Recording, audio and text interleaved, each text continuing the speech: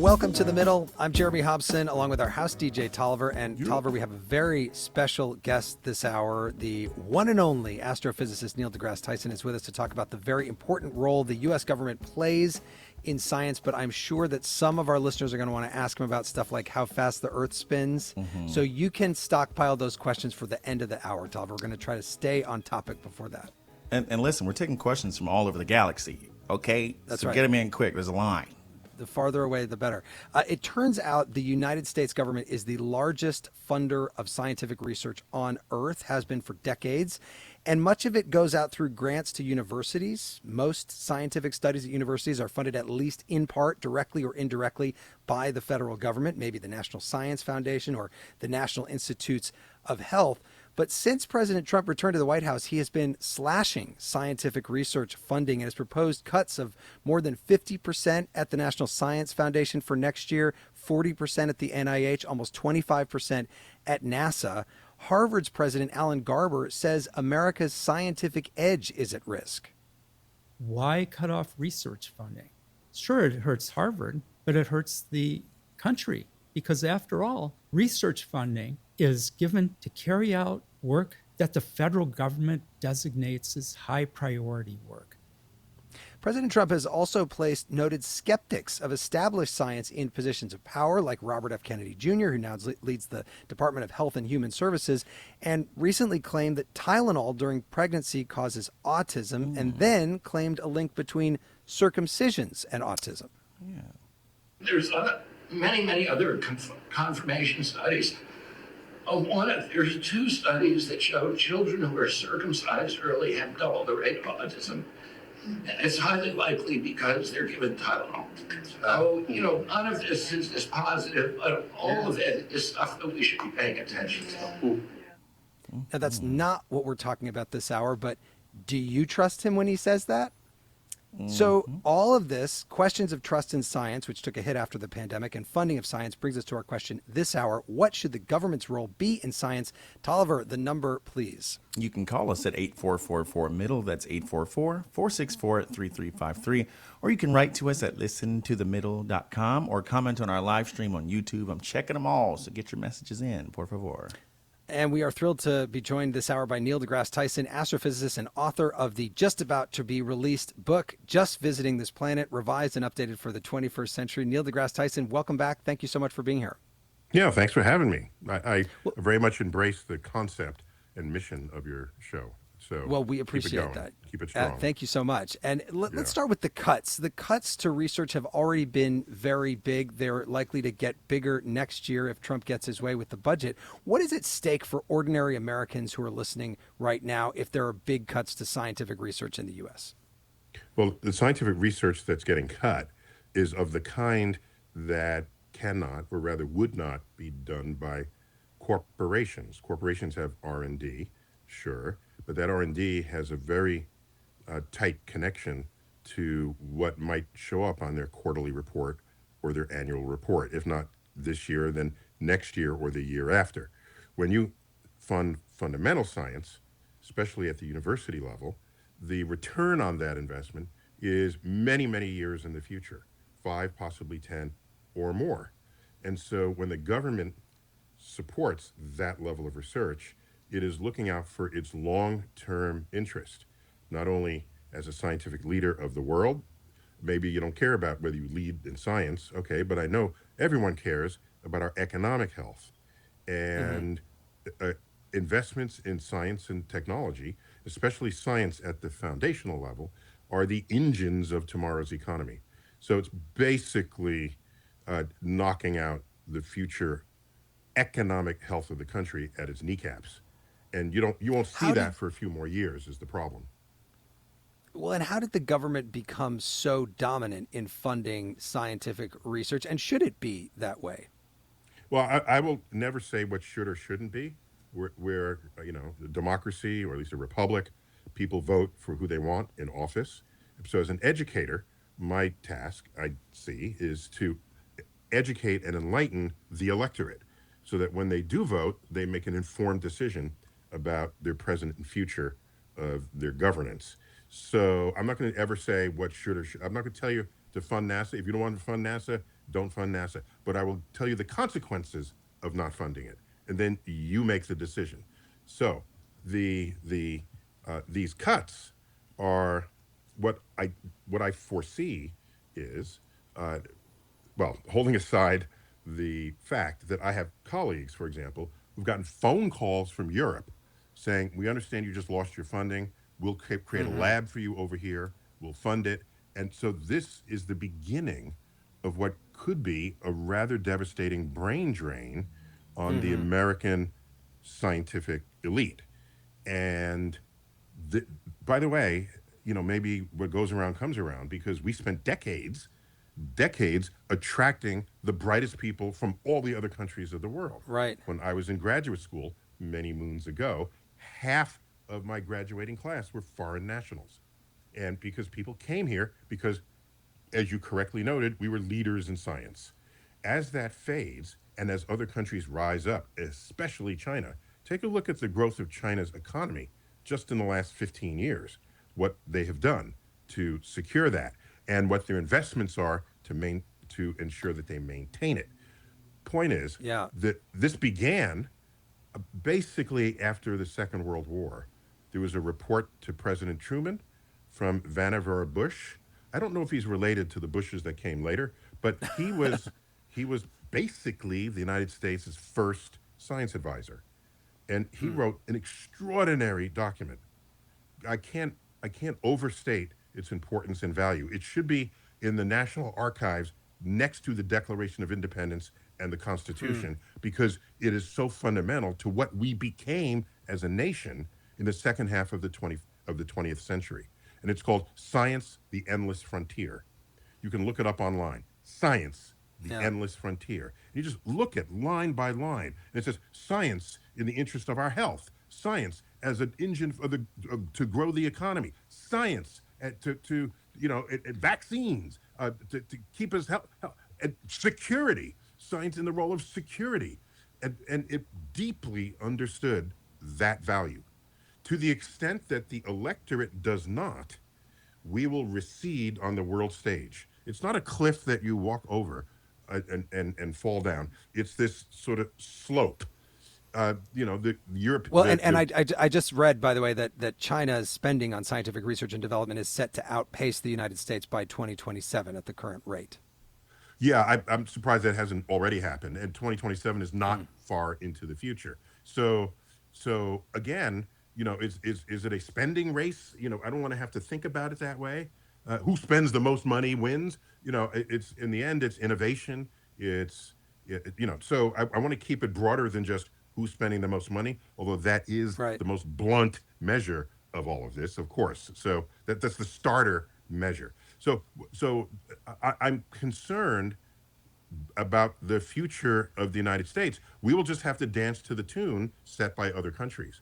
But many people alive today, that's not what they're accustomed to. They're accustomed to other people knocking on our doors saying, "Oh, guy, we're looking over our fence. What are you guys up to now? Can we have some of that too?" Well, and Trump has explained these cuts by saying that things so far in terms of federal government funding of scientific research haven't been transparent. He cites, for example, that teachers' unions had an effect on masking guidance during the pandemic rather than it being a purely scientific recommendation. A lot of what we're talking about here and the politics of it has to do with COVID and how many Americans reacted to scientific guidance during that. What do you say to that? Would the scientific community have done anything differently, knowing now what the reaction has been? Well, those are two separable variables.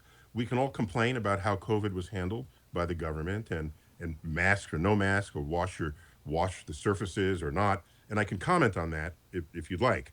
In fact, I'm executive producer on a documentary called Shot in the Arm, who's the principal director, executive producer on that is Scott Hamilton Kennedy. I think it's available on PBS channels online if you can dig for it. But in there, it's actually a sensitive look at people who were duped to becoming vaccine hesitant. And it's a very sincere and honest look at that whole world and how that unfolded and what one would need to do about it so that it doesn't happen again.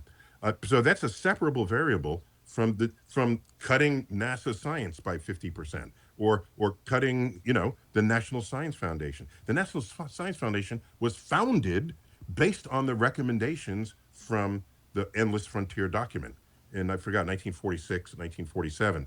And so it is that engine of funding, knowing that universities are the place where that would happen. You can't get corporations to do research that'll pay dividends in 10 years. That's not going to happen. And if the federal government doesn't do it, nobody will do it. And you can't expect to invent the future just on how clever your tech bros are in their R&D departments. Okay, they will get you only so far, only so far. Do you realize the entire IT sector thrives? No, it doesn't thrive. It exists because of their ability to exploit the quantum physics. We're in the centennial decade of the discovery of quantum physics, discovered by physicists who had no idea it would one day be the foundation of the creation, storage, and retrieval of digital information. It's the basic science that the federal government funds. Tolliver, we talked about vaccine hesitancy. The backlash to the medical establishment and the COVID vaccine has spread to other vaccines now in some places. Yeah, take Florida, for example, whose Surgeon General Joseph Ladapo recently announced that the state is working to end all vaccine mandates. The Florida Department of Health, in partnership with the governor, is going to be working to end all vaccine mandates in Florida law. All of them. All of them. Every last one of them. Every last one of them. Every last one of them is wrong and drips with disdain and slavery. Oh my. No comment. Tolliver, what are we listening to here? Oh my God. This is Thomas Dolby with She Blinded Me with Science. Dolby was a one-hit wonder, but when you write a song this good, do you need a second hit? Honestly. We're taking your calls on The Middle. This is The Middle. I'm Jeremy Hobson. If you're just tuning in, The Middle is a national call-in show. We're focused on elevating voices from the middle, geographically, politically, philosophically, or maybe you just want to meet in the middle. This hour, we're asking you, what should the government's role be in science? Tolliver, what is the number to call in? It's 8444-MIDDLE. That's 844-464-3353. You can also write to us at listentothemiddle.com or on social media. And I got to tell you, they're coming in fast and hot. So get yours in. I'll get you on the air. And we're joined by astrophysicist Neil deGrasse Tyson. And there are some callers waiting to talk to you, Neil. But just before we do that, I want to ask you, it's not just the COVID vaccines that there have been trust issues with. There's also artificial intelligence, green energy, genetically modified foods. Is there anything different about some level of mistrust in kind of new technologies and new scientific advancements now than at points in the past in human history when there was always kind of a level of distrust of the new? Yeah, I don't have a silver bullet answer for that. What I do know that is online, if you post a video that says the experts are wrong and they're withholding this information from you, I have the actual answer and here it is. That's clickbait. So the revenue model for producing content online thrives on conflict.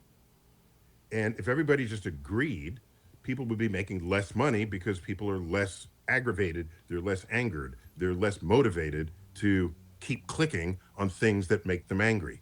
So that could be a factor here. About AI, sure, we would need some guardrails, but AI has been around for quite a while.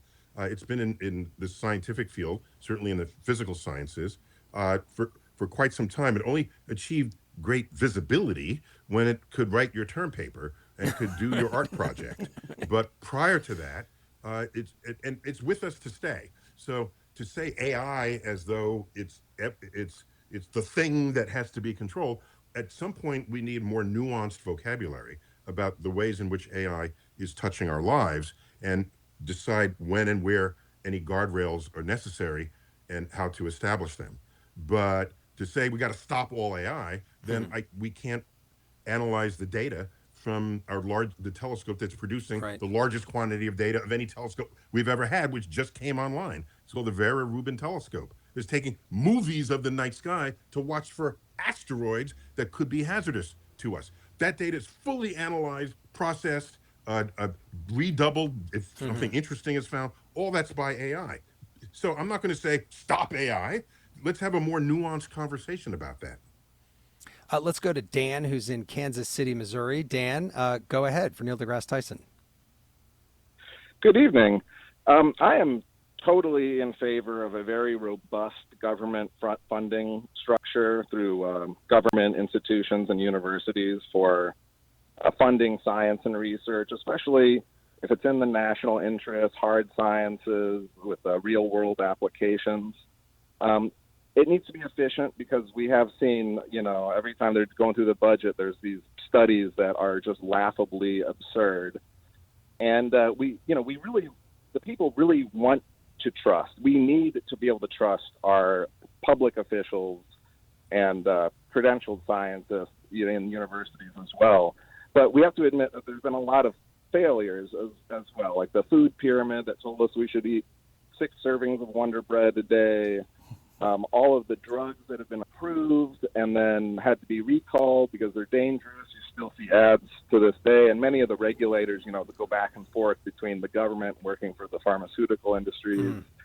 There have been a lot of climate change predictions that have come and went and didn't happen. Race is a social construct. It's like, well, you want to call it population groups, that's fine. Let's just say, semantic thing. I think. Well, you've given a lot of examples there. We get your point, Dan. Let me ask Neil deGrasse Tyson. What do you think about that? How do you respond to Dan? That in all the funding that goes out there, there are some things that a President Trump or whoever could point to and say this is a ridiculous waste of money.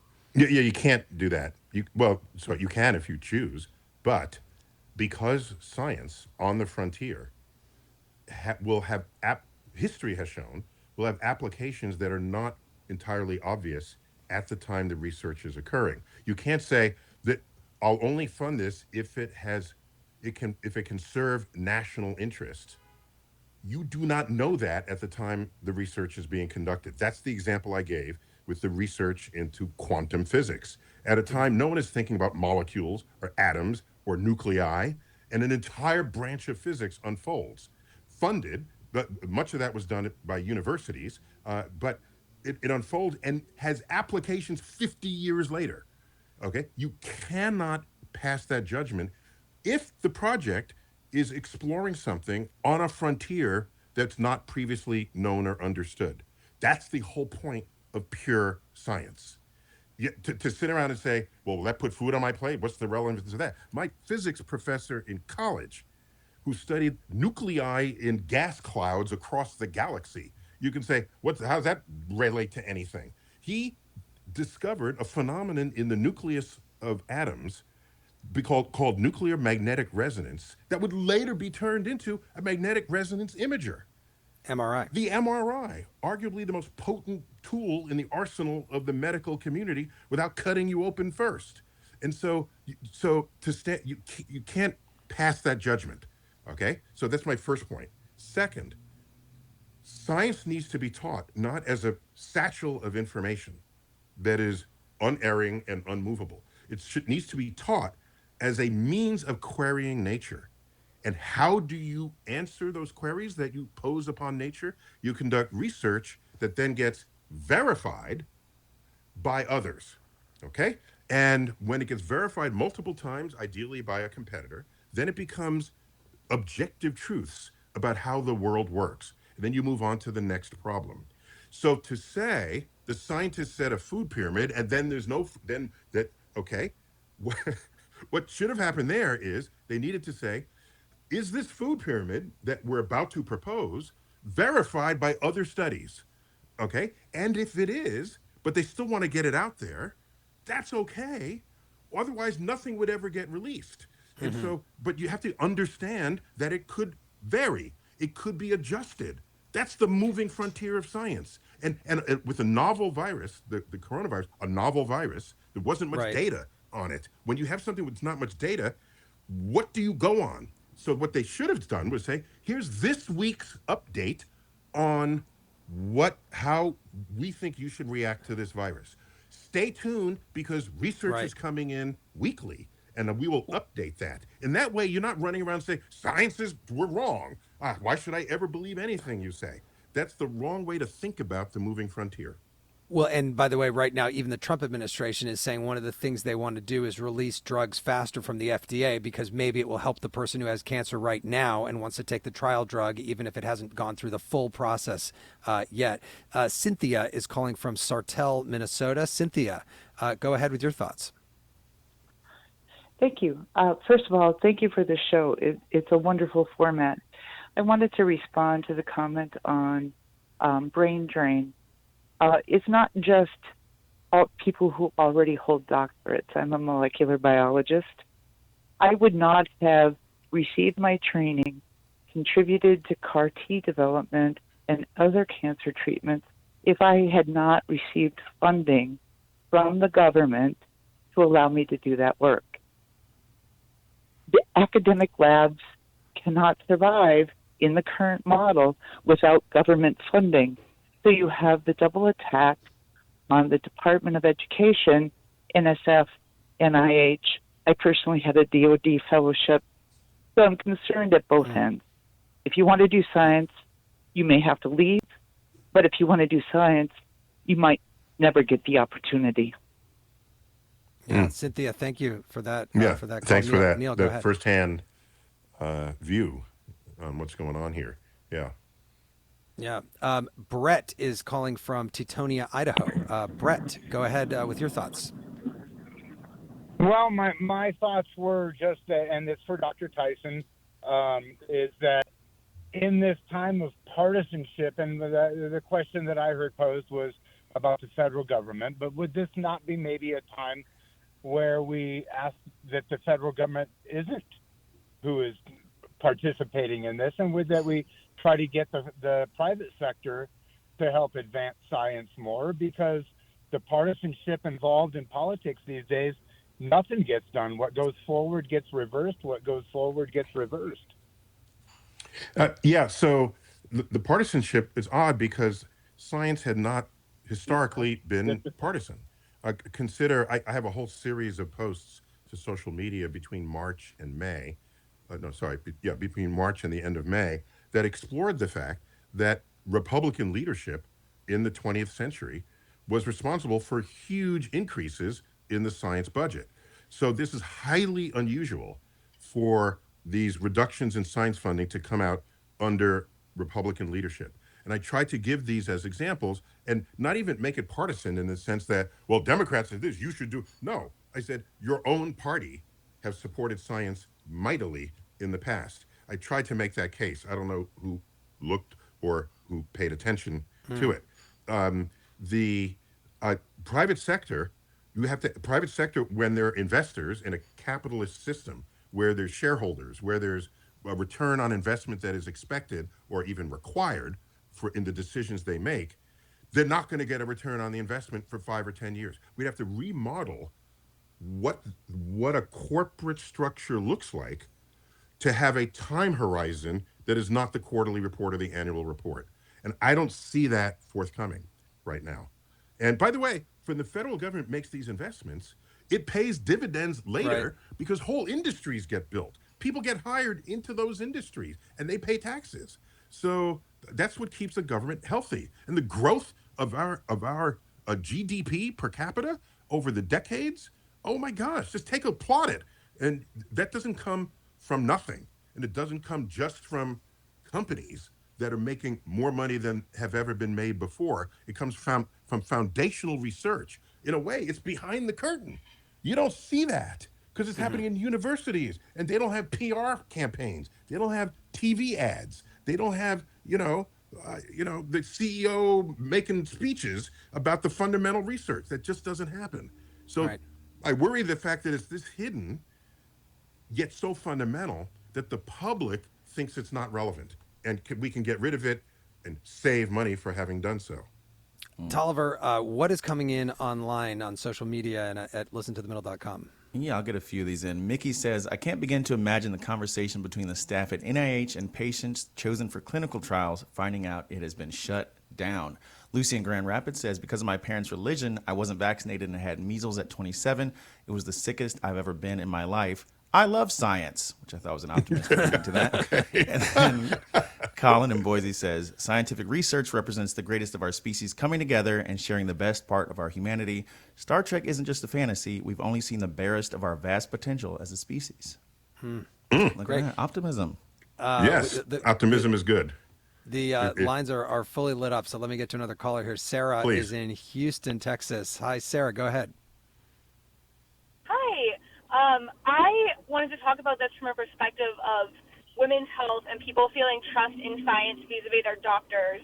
Because I had a pretty rare condition called hypothalamic amenorrhea. I had to go to multiple doctors who I think a lot of people, again, that's their interaction with science in a lot of cases, right, is the medical science that's being done. And I had an experience that kind of undermined my own trust, not in science itself, because it was reading medical articles from experts on this condition that helped me understand what was impacting me. But I would be sitting with my doctor, and more than one doctor made statements that I knew were demonstrably false, right? Because I'd read the studies. I knew what was actually out there. And I think there's this tension sometimes that maybe has led to a loss of trust with public health officials or doctors. They are thinking about the population more as an aggregate, right? They're thinking about kind of the average person and what kind of care that they need. And I know why they're doing that, because doctors have so little time, they need more resources. But I think that once someone's had that experience, even though, again, it was science that helped me find the answer to the problem, which is no longer affecting me, it did hurt my trust. And it did make me question sometimes, okay, is this scientist or doctor, are they dumbing this down because they think that I don't have the capacity to understand this problem? And again, my issue was resolved, but it was only because I took things into my own hands. So I feel this tension where it was the scientific journals I read that I was able to access that let me solve the problem. And yet I have this skepticism now that I can't fully trust what's being told to me by a scientific communicator unless figure. I do extensive research myself. Yeah. Sorry. Did you call this article to the attention of your doctor? You know, at the time I doubted myself too much, and it wasn't the kind of relationship I had with my doctor where I felt that he wanted to, like, I tried to push back a little bit and I was kind of shut down. Yeah, the medical profession is notorious, at least historically, for just, keeping their own lexicon among themselves, and not just dumbing it down to you, but say, just do what I say because I know what I'm doing and you don't. So there was a lot of that. I'd like to think that there's a generation of doctors that don't suffer from that distance that they put themselves to their patients. But so you are a case where you found a solution. The question is, how many people who maybe did the same thing you did, and believed they knew more than their doctor, but they didn't, yet still pulled away from their doctor? And so the testimonies that we hear are from people where it has worked for them, where it has not worked, or rather where the doctor's advice was the right advice, is surely the overwhelming majority of all cases. And so at what point do you say, my case makes me doubt all doctors, or my case makes me doubt this person who is getting paid to be a doctor in front of me? I guess that's the point. That's the crux here. There's the individual case, and there's whether you're now going to not trust anything in your whole life. And that would be tragic if that were a consequence of this one unfortunate incident. I'm going to do something I shouldn't do, which is I'm going to try to just sneak in one quick thought from a caller, John, with very little time. John in Tallahassee, Florida. Go ahead very quickly. Okay. The current administration has been concerned about imbalance of trade, but the U.S. has had a huge intellectual imbalance in the opposite direction for decades, where many of the world's smartest, hardest working scientists and new graduate students have come into the United States. Almost none have left. And that is up until recently. Our economy has been heavily tech-based, but with this shutting down of research, charging $100,000 a year for an H-1B visa, which is for the highly skilled workers, it's shutting off this flow of some of the world's best talent to charge the U.S. economy. And now there's even some flux going out of the United States where they're seeking better opportunities. So you've got a trade deficit, but a scientist surplus. We've got to just pause right there, because Tolliver, we've been talking about some of the great inventions that have come out of scientific research. GPS is one of them. Listen here to this old KGAN Cedar Rapids news clip from 1987 about the early adoption of GPS. It's called the Global Positioning System, or GPS. By using satellites and this receiver system, the military and private users will be able to know more precisely where they are. Air Force Colonel Gaylord Green, who was in Coralville today to accept the first unit, says it will be very helpful for nighttime military maneuvers and in situations where position is simply difficult to determine. The military, when they had recent deployment to Egypt, the maps didn't help them very much. I have to say, I have a terrible sense of direction, Tolliver, so I do need GPS all the time. This is why I don't drive, man. I'm telling you. That's right. That's right.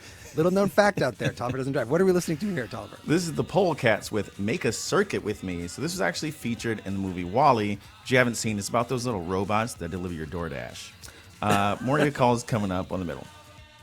This is The Middle. I'm Jeremy Hobson. This hour, we're asking you, what should the government's role be in science? You can call us at 844-4MIDDLE. That's 844-464-3353. You can also reach out at listentothemiddle.com. I'm joined by astrophysicist Neil deGrasse Tyson. And in the final segment of the show here, later on, if you have just crazy questions about science for Neil deGrasse Tyson, you may now commence those calls. Let's go right back to Josh in Columbia, South Carolina. Josh, go ahead for Neil deGrasse Tyson. Hey, it's a pleasure to be here. What an honor to speak to both of you gentlemen. I just was wanting to make a comment regarding what Dr. Tyson talked about earlier with research being something that we don't necessarily know in the time now of the value that we may have later on. My wife is a ceramicist. She does pottery and art, and she's made this point to me regarding art the same way, where you don't understand the value of it until it's there. Until you actually have it there and you can appreciate it. And I think that's something that our country is kind of missing as well.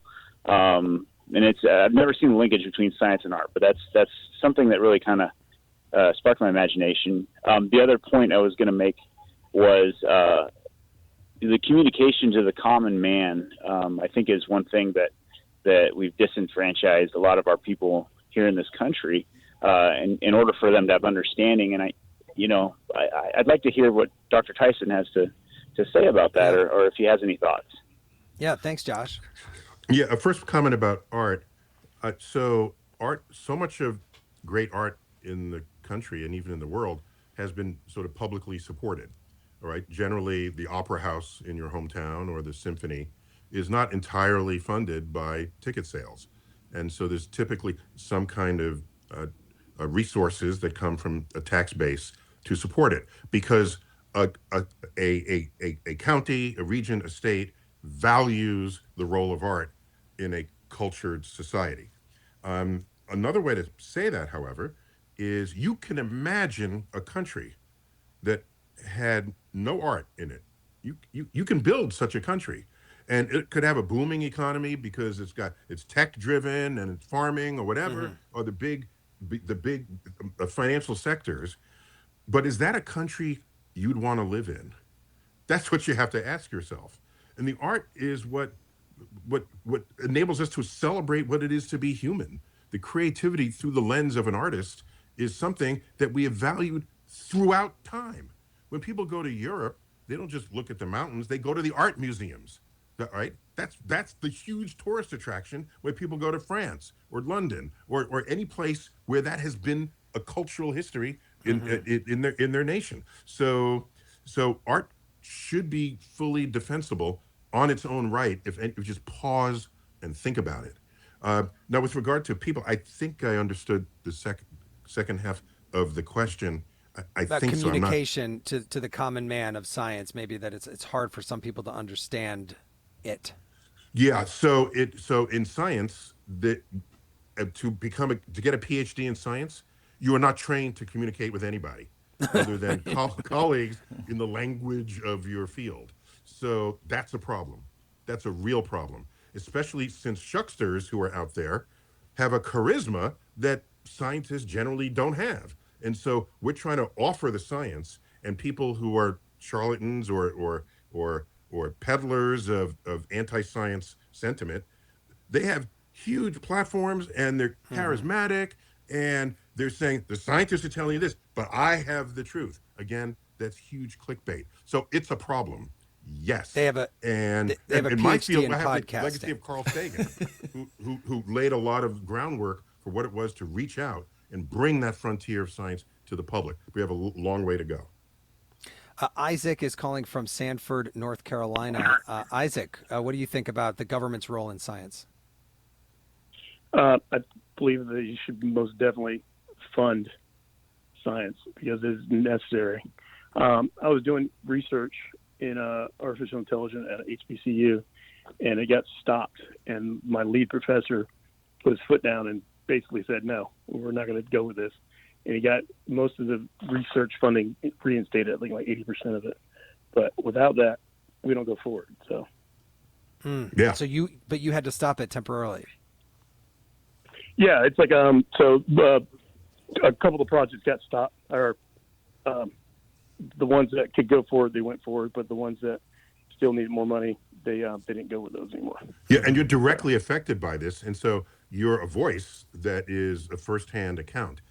So what we need are people who are not, whose funding was not cut because they don't get any funding at all because they're not scientists, still understand the importance of this. It can't just be scientists, begging for money, because it is in the national interest that the country does science, and everybody needs to know and be behind that. Yeah. Let's get to another one. Eric is in Houston. Eric, go ahead. Hey, great. Thanks for taking my call. I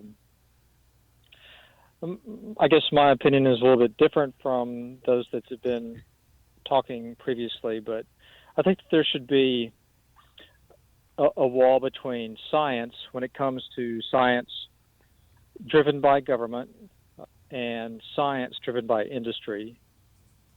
I think industry plays a huge role in the direction that science takes in government. And I guess when I say government, I'm talking about our institutions, our educational institutions for the most part. Three things have shaped that opinion of mine over the last few years. One was the COVID vaccine and the CDC's response in implementing it. My family and I had previously gotten COVID, recovered from it, and I'm looking to see something educated come out from the CDC. And what do I see? What they tell me about, the immunity that I acquired. They told me that I still needed to go get a shot, and that works against decades and decades of precedents that the CDC had previously. And I lost a lot of respect for them because billions of dollars goes into the CDC. That is an enormous organization. And for them to just come out and say, oh, well, go get the shot. That told me that they spent no time in researching, despite the billions and despite all the people in their organization. They spent no time thinking about, well, what kind of immunity does COVID impart on those that have gone through it. Okay, And so Eric, let's let Neil deGrasse Tyson in here to respond to what you're saying. Thank you so much for the call. Yeah, there's a lot going on there. For example, there was a rate at which COVID was mutating in the population, and to the extent to which it mutates into a slightly different variant of itself will affect the potency of your either naturally acquired immunity from having obtained, from having had COVID, or from any previous vaccine. That's why there have been multiple vaccines over the years. When we tracked, there was the Omega variant of COVID and some other Greek letters in there as well. And we were able to track where it came from, where it started. So I think people, and it's not anyone's fault, because no one is trained to think about science this way. And the CDC, I think, could have done a better job communicating what was going on and why. But when you have a novel virus and you don't have decades of prior data on how the thing behaves, then you want to be cautious about it. And lest you catch it again and die and say, how come you didn't tell me to take the vaccine? So this is the balancing act that occurs on that moving frontier. Right. But I think it could have been alleviated by wiser communication between the agencies and the public. And I knew that while it was happening. This is not just hindsight, because I communicate science. It's what I do. So I was disappointed in what I saw as that unfolded. Yeah. Tolliver, do you think it's time for the fun questions now?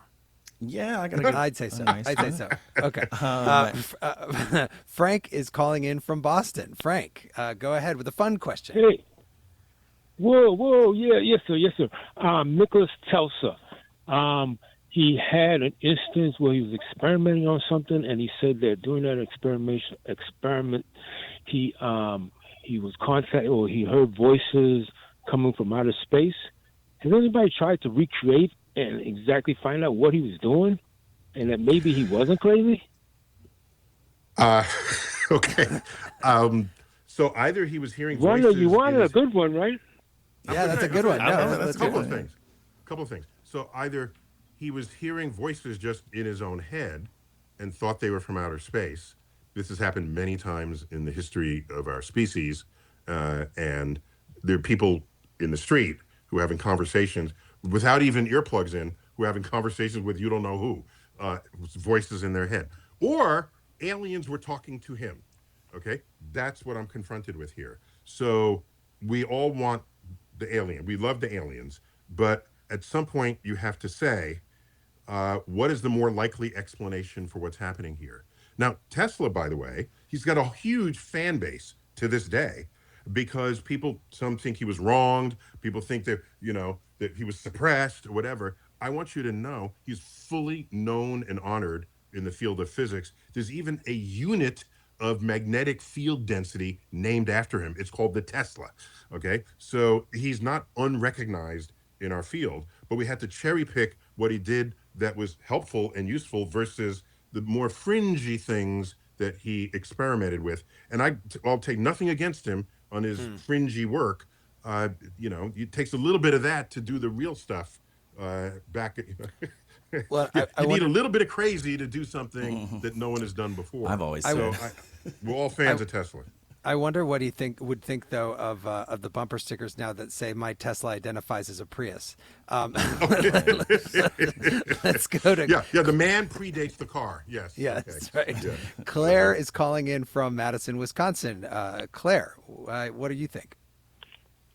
Hi, Jeremy. I'd like to ask Dr. Tyson. I know two people that honestly believe the Earth is flat. What would Dr. Tyson say to them to convince them?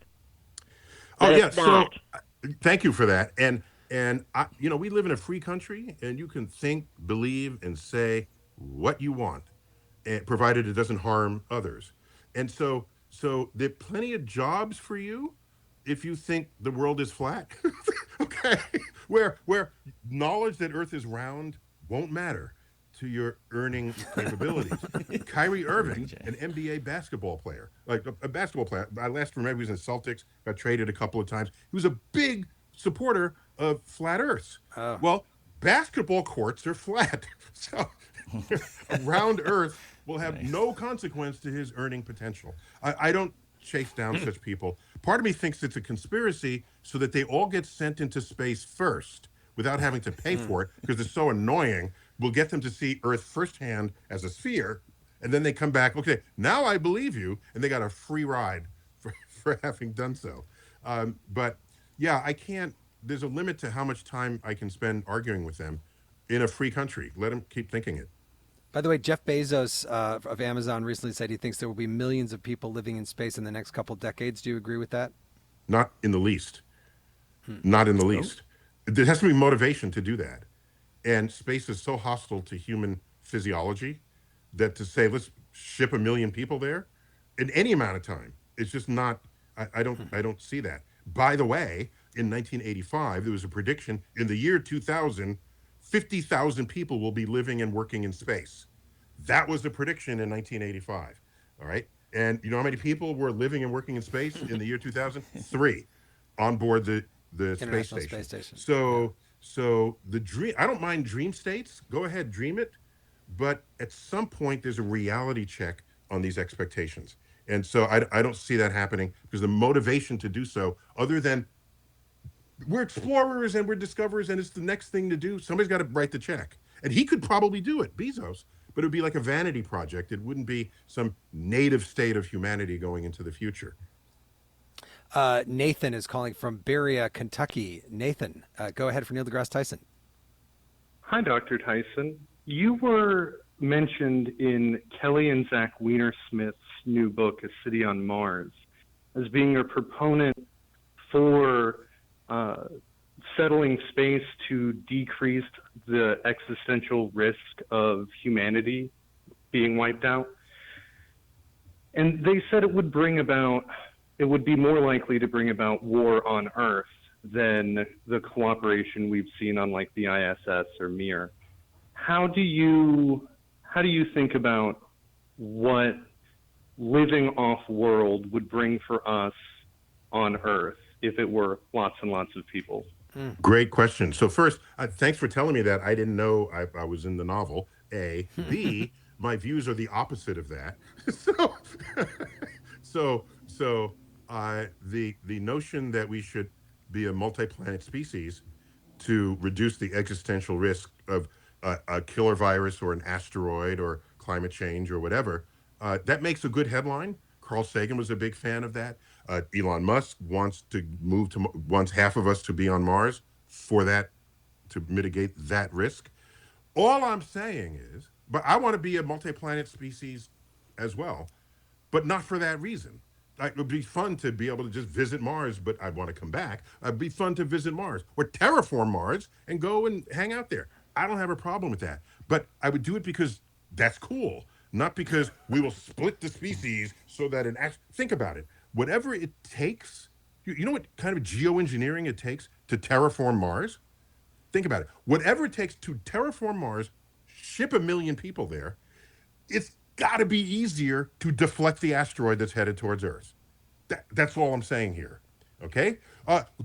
Whatever it takes to terraform Mars and ship 1 million people, okay, it's got to be easier to find the super serum to cure any virus that arises, okay, in the medical community, given what that investment would be. So I don't see it as a thing to save the species. And even so, even if you did have 2 species and an asteroid were coming, you're just going to let a whole half the species die?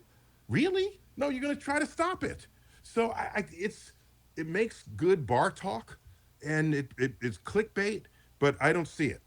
Now, in terms of peace on Earth, there are treaties about our conduct in space. There's the original Outer Space Treaty in 1967. There's the Artemis Accord that is American, and China didn't sign it, by the way. They have their own treaty that they have with Russia and Venezuela and other sort of like-minded national interests. But in that accord, it says, we're all going to go into space and live peacefully and share data and all be friends, okay? And so I say to myself, if we can be friends in space, then be friends we here should on be Earth. able to be friends on Earth. A perfect note to end the hour on. Neil deGrasse Tyson. We have to leave it there. That's astrophysicist Neil deGrasse Tyson. His just about to be released book is called Just Visiting This Planet, Revised and Updated for the 21st Century. Such a great pleasure to have you on. Thank you so much. Thanks for all that interest in your supporters out there. It's great. Yes, and don't forget to subscribe to our podcast. We've got extra episodes every week available on the Middle podcast feed. Next week, we're going to be talking about the Supreme Court and whether you trust it as it makes very important decisions for the country. You can reach us at 8444-MIDDLE. That's 844-464-3353. Or you can reach out at listentothemiddle.com. You can also sign up for our free weekly newsletter. And just want to make a note this hour of the passing of an icon in public radio, an incredible talent without whom we probably would not be here right now, a founding mother of NPR, Susan Stamberg, who has died at the age of 87. She showed all of us in public radio how to do great radio by being the human beings that we are. I am Jeremy Hobson, and I will talk to you next week.